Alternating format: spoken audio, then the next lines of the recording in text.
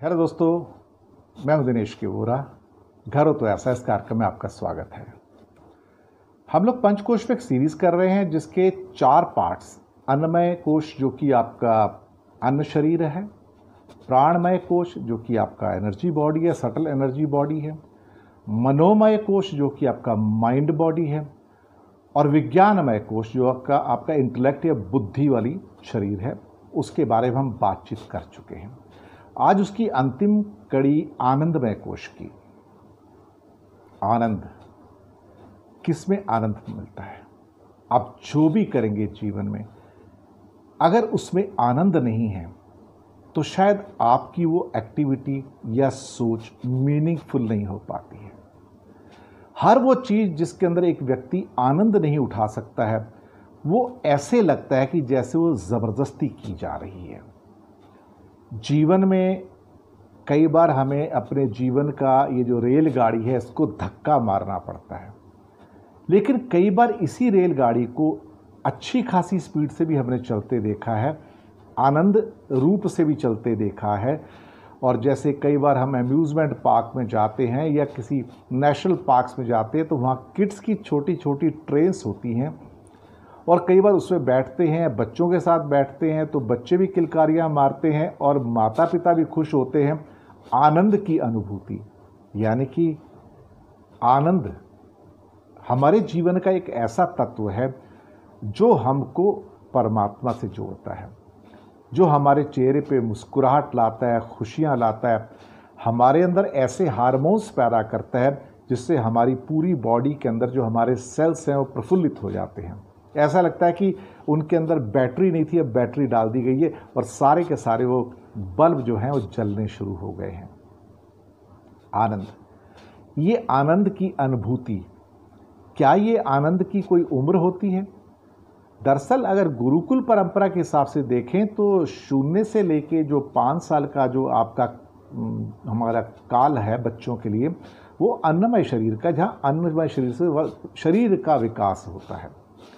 5 से 10 का प्राणमय, 10 से 15 का मनोमय, 15 से 20 का विज्ञानमय, जहाँ बुद्धि और विवेक डेवलप होते हैं, और 21 साल के बाद ये आनंदमय कोश की पूर्णता डेवलपमेंट जो है स्टार्ट हो जाता है।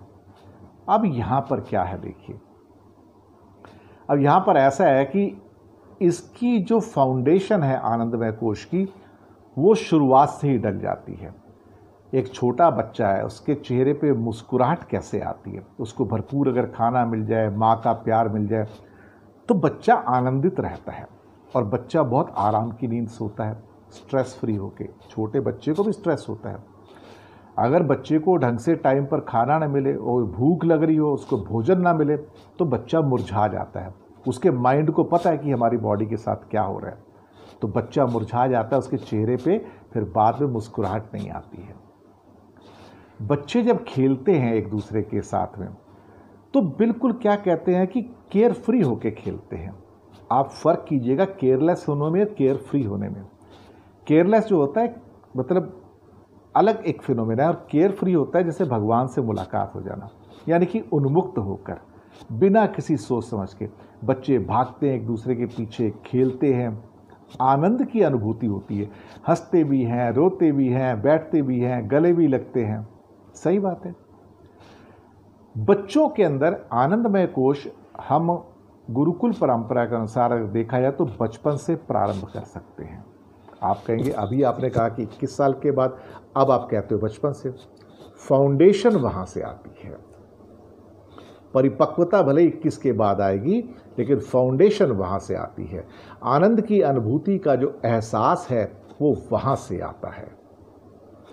अब जैसे कि हम बचपन से बच्चों को संगीत में डाल देते हैं, बच्चे कोई वाद्य यंत्र सीखते हैं, गायन सीखते हैं, रिदम के बारे में सीखते हैं। कई बच्चे ऐसे होते हैं जो नृत्य सीखते हैं, कोई भजन सीखते हैं, ये या खेल कूद के अंदर बहुत इंटरेस्ट होता है, बैट बल्ला लेके खेलते हैं, क्रिकेट खेलते हैं, कोई और गेम खेलते हैं, मिट्टी में खेलते हैं। बच्चे प्रफुल्लित होते हैं उससे, बच्चों को आनंद प्राप्त होता है। बच्चे खुद कहेंगे हाँ नहीं, सुबह से उठ के कि मेरा भाई वो म्यूज़िक का पहले मेरे जो वाद्य यंत्र था मेरा कहाँ गया, मेरा पियानो कहाँ गया, तो बच्चे सुबह सुबह उसको लेके बैठ जाएंगे। उन्हें उसमें आनंद की अनुभूति होती है, उसी वजह से वो रात को आराम से सोते भी हैं।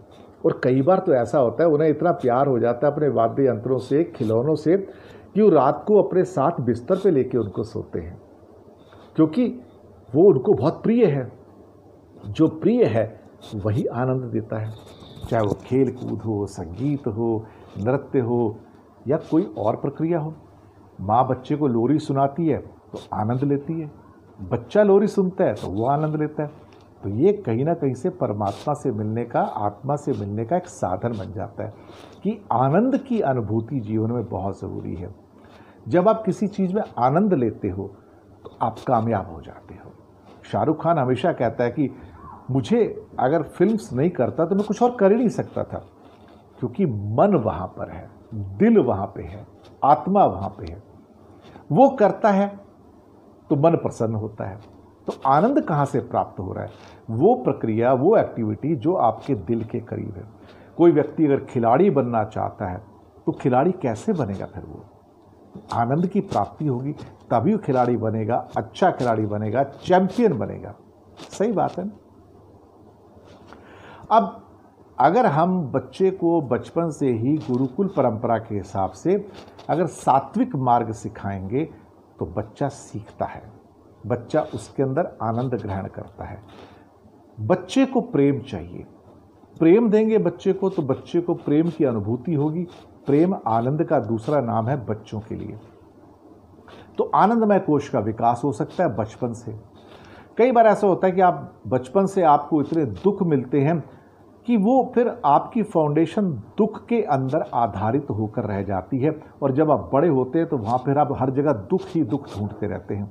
आपको सुख का एहसास नहीं होता है, सुख आता है तो भी आपके चेहरे पे दुख की जो भाव भंगिमा होती है वही प्रमुखता से बनी रहती है। आनंद की जो अनुभूति है, चाहे वो संगीत से हो, नृत्य से हो, चाहे जो भी कार्य आप कर रहे हो, चाहे अच्छा भोजन अगर आप खा रहे हो तो मन कितना प्रफुल्लित हो जाता है, ऐसे लगता है कि आनंद ही आनंद। कभी कभी हम लोग एक खास जो भगवान कृष्ण के टेम्पल्स हैं वहाँ जाते हैं तो वहाँ पे खाना खाने के लिए 36 भोग और 56 भोग मिलते हैं। वातावरण भी बड़ा एक तरह से देखा जाए तो भक्ति भाव वाला होता है। भगवान कृष्ण की मूर्तियाँ और उनकी पेंटिंग्स लगी रहती हैं और वहाँ पे वो सात्विक खाना मिलता है, तो बड़ी आनंद की अनुभूति होती है। वहाँ पे ये नहीं देखते कितने पैसे लग रहे हैं, क्या लग रहे हैं, लेकिन वो खाना खाने में आनंद आता है। ये आनंद जीवन का मूलभूत आधार है, नींव है। कोई व्यक्ति एकदम से पूरा का पूरा मग्न होके क्या कहते हैं चित्रकारी कर रहा है या मूर्ति बना रहा है, कोई पेंटिंग्स बना रहा है, कुछ कैरिकेचर्स बना रहे हैं, उनको उसमें आनंद प्राप्त हो रहा है। कोई बच्चा अपने किसी खिलौने के साथ खेल रहा है, आनंदित हो रहा है। कोई बच्चा अपने ट्राइसिकल को चला रहा है तो आनंदित हो रहा है। ये जो मन जिसमें रम जाता है, जहाँ पे आनंद आ जाता है और जहाँ लॉजिक कुछ नहीं है, अच्छा लग रहा है तो अच्छा लग रहा है। कोई संगीत ऐसा होता है जो मन में छा जाता है। भगवान कृष्ण की बांसुरी बजती है तो पंछी भी सुनने को आ जाते हैं, पशु भी सुनने के लिए आ जाते हैं। भगवान कृष्ण की मधुर बांसुरी बज रही है तो धुन लहरियाँ जो हैं, स्वर लहरियाँ हवा में तैरती हैं, आनंदित करती हैं। ये जो एक्टिविटीज़ हैं ये आपको बर्डन नहीं करती हैं, ये आपको आनंद देती हैं। जब कोई चीज़ आपको आनंद देती है तो आप प्रसन्न होते हैं। आप सोचिए, कई बार आप कॉलेज की आपकी शिक्षा ख़त्म होती है तो आप कहते हो अच्छा हुआ, अब शिक्षा ख़त्म हो गई, अब मुक्ति मिल गई कॉलेज से। ये आनंद की अनुभूति नहीं है, ये लगता है एक फॉर्मेलिटी पूरी की गई है। और जब गुरुकुल से जब बच्चे निकलते थे तो वहाँ से निकलते थे तो दुख होता था कि क्या छोड़ के जा रहे हैं, दोबारा से ये आनंद कहाँ प्राप्त होगा। तो आज की जो कॉस्मेटिक लाइफ है, जहाँ पे आप हर चीज़ ज़बरदस्ती करते हो, साइंस स्ट्रीम लेनी होती है या कॉमर्स लेनी होती है, आर्ट्स लेनी होती है, जो आप चाहते हो ले नहीं पाते हो, जो माँ बाप कहते हो लेना पड़ता है, तो आपको आनंद की अनुभूति कहाँ से होगी अगर आपकी मनपसंद चीज़ आपके पास नहीं आती है। सही बात है ना? तो देखा जाए तो सारा जो भक्ति भाव जो है 21 साल के बाद ही होता है, लेकिन आनंद का भाव तो पहले ही पैदा होता है ना, बचपन से भी। विवेकानंद थे, किस चीज़ में बहुत जल्दी उनका भक्ति भाव जाग गया, किस में उनको आनंद मिलता था? भक्ति में। सही बात है। चैतन्य महाप्रभु थे, उनको कहाँ मिलता था? शंकराचार्य को कहाँ मिलता था आनंद? आप सोचिए। स्वामी रामदास को कहाँ मिलता था? गुरु नानक को किसमें आनंद मिलता था? भगवान महावीर या भगवान बुद्धा को किसमें आनंद मिलता था? ये सोचने वाली बात है। देखो, एक बात तो समझने की है कि यहाँ पर जब आप भक्ति करते हो, जब आनंदित होते हो किसी एक्टिविटी से, तो वहाँ पे सबसे पहले जो चीज़ खत्म होती है आपके शरीर में से, वो है अहंकार। क्योंकि कई बार आपके अहम का आकार बहुत बड़ा हो जाता है, जिसे मिला के कहते हैं अहंकार। अहंकार समाप्त होता है। जैसे कि कहते हैं कि शिष्य जो होता है हमेशा, या स्टूडेंट जो होता है, वो अपने गुरु को, टीचर के प्रति समर्पित होता है। टीचर और गुरु का समर्पण किसके लिए है? ज्ञान को। और ज्ञान का समर्पण किसको है? सेवा को। यानी कि सेवा भाव कब आएगा? जब आप ज्ञानी होंगे। ज्ञानी कब होंगे? जब शिष्य का और गुरु का समर्पण होगा। पर आज के सिस्टम में तो आनंद है ही नहीं। आज के सिस्टम में फॉर्मेलिटी है। तो स्कूलों में देखा जाए तो आनंद को तो ख़त्म कर दिया जाता है, फॉर्मेलिटीज़ रह जाती हैं, और बच्चे बस एक सुबह निकलते हैं, शाम को आते हैं, फिर बच्चे दुखी हो जाते हैं, उदास होते हैं, आके सो जाते हैं। उनके चेहरे पे वो आनंद नहीं होता है। तो मन का विकास करना हो तो बच्चों में तो आनंद का विकास करो, उन्हें आनंद वाली प्रक्रियाओं से गुजारो, आनंद की एक्टिविटी से गुजारो, उनको कहीं लेके जाओ घुमाने के लिए। आप कभी हिल स्टेशन जाते हो, आप कहीं पे बर्फ़ से ढकी पहाड़ियाँ देखते हो, बर्फ़ के साथ खेलते हो, तो आपको आनंद मिलता है। और वो आनंद आपको कहाँ मिल सकता है, आप मुझे बताओ। है जब आप किसी के प्रेम में हो तो आपको आनंद मिलता है। वो आनंद कहीं और तो नहीं मिल सकता। भगवान राधा कृष्ण की जो आपस में प्रेम कथा है, वो आनंद कथा है। दरअसल वो प्रेम कथा से ऊपर जाके आनंद कथा है, क्योंकि वहाँ पे मन कहीं और है। तो आप कभी भी दुख को अपना मानसिक आधार मत बनाओ, सुख को, आनंद को मानसिक आधार बनाओ, क्योंकि इससे ही आप बढ़िया क्रिकेटर बन सकते हो, हॉकी प्लेयर बन सकते हो, डांसर बन सकते हो, पॉलिटिशियन बन सकते हो, ब्यूरोक्रेट बन सकते हो, ऑफिसर बन सकते हो, मैनेजर बन सकते हो। एक डांसर के अलावा आप कोई एक अच्छा संगीतकार, एक अच्छा गायक बन सकते हो। ये चीज़ें बहुत ज़रूरी हैं। और कहीं ना कहीं हमारे माइंड में आनंद को प्राप्त करने के लिए अंग्रेज़ी में एक शब्द आता है, लेट गो।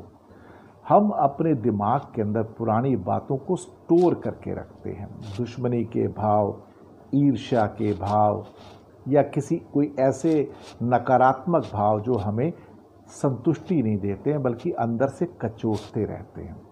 तो लेट गो करो तो कहीं ना कहीं आपके दिमाग में अच्छे थॉट्स के लिए, अच्छी हवाओं के लिए जगह बचेगी। ऐसे ही आनंद आता है जीवन में, वैसे नहीं आता है, मैं आपको बताऊं। तो बच्चों को देखिए, बिना मतलब के खुश रहेंगे बच्चों के साथ। उन्हें कोई कारण की जरूरत नहीं होती है, हम कारण ढूंढते हैं। यानी कि नया मोबाइल आएगा तो मैं खुश हो जाऊंगा। कैसे? आपको, मैं आनंदित हो गया, मैंने एक 15,000 का नया मोबाइल लिया, उसमें फीचर 1, 2, 3 ये और मैं सब अपने कलीग्स को, दोस्तों को दिखा रहा हूँ, देखो ये है।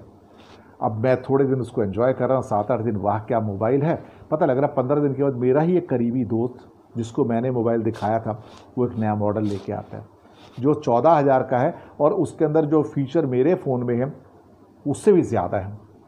अब वो खुश है और मैं उसको खुश देख के मैं दुखी हूँ, क्योंकि फिर मैं सोचता हूँ काश मैं 15 दिन रुकता तो मुझे भी ये मॉडल मिल जाता था। अब वो 15 दिन के लिए खुश है, और 15 दिन के बाद एक और उसका दोस्त आता है जो एक और हो सकता है उसी कीमत का एक मोबाइल लेके आता है, लेकिन उसके अंदर और ज़्यादा फीचर्स हैं। तो 15 दिन तक वो खुश था, 15 दिन के बाद वो दुखी होना शुरू हो गया। क्योंकि जब हम दूसरे की खुशी में खुशी नहीं देख सकते और दूसरे की खुशी में दुख देखते हैं, तो फिर आनंद प्राप्त नहीं हो सकता। आपको आनंद वस्तुओं में नहीं होता है, आनंद मन से होता है, आनंद हृदय से होता है, आनंद आपकी आत्मा से होता है। आनंद के लिए कारण नहीं चाहिए आपको, आनंद के लिए आपको रीजंस नहीं चाहिए कि ये होगा तो मैं खुश हो जाऊंगा, कार लूंगा तो खुश हो जाऊंगा, मकान लूंगा तो खुश हो जाऊंगा, ये वस्तु खरीदूंगा तो खुश हो जाऊंगा। वो खुशियां नहीं हैं, वो दरअसल आप अपने मन को भ्रमित कर रहे हैं।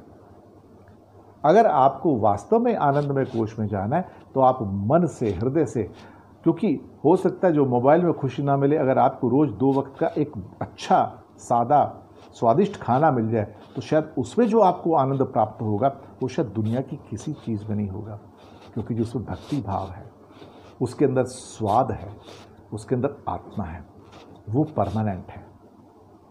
ये बात को ध्यान रखिएगा। तो आनंदमय कोश का जो डेवलपमेंट है बचपन से होता है, बाद में भी होता है, ऐसी बात नहीं है। अपने आप को चेंज भी किया जा सकता है। हर व्यक्ति चेंज नहीं कर पाता है, फिक्स हो जाता है, लेट गो नहीं करता है चीज़ों को। तो आनंद की अनुभूति कैसे होगी फिर, है ना? और हम आनंद को कभी किसी फिल्म में जाके ढूंढते हैं, किसी एक्टर में ढूंढते हैं, किसी वस्तु में ढूंढते हैं, किसी कार खरीदने में ढूंढते हैं, लेकिन जो अंदर हमारे आनंद है, जिस चीज़ से मिल सकता है ज्ञान से, सेवा से, उसको नहीं ढूंढते हम। तो ये था आनंदमय कोश। इस पे जो मेरी सोच थी मैंने आपके साथ शेयर की। आप बताइए आपको कैसा लगा ये एपिसोड। फीडबैक दीजिएगा, नीचे ईमेल एड्रेस दिया हुआ है डिस्क्रिप्शन में, और आप हमें बताइएगा कि जो भी फीडबैक है, सजेशंस हैं, लिखते रहिएगा, लिंक आगे भेजिएगा, और जी हाँ, सब्सक्राइब करना तो बिल्कुल मत भूलिएगा। धन्यवाद आपका।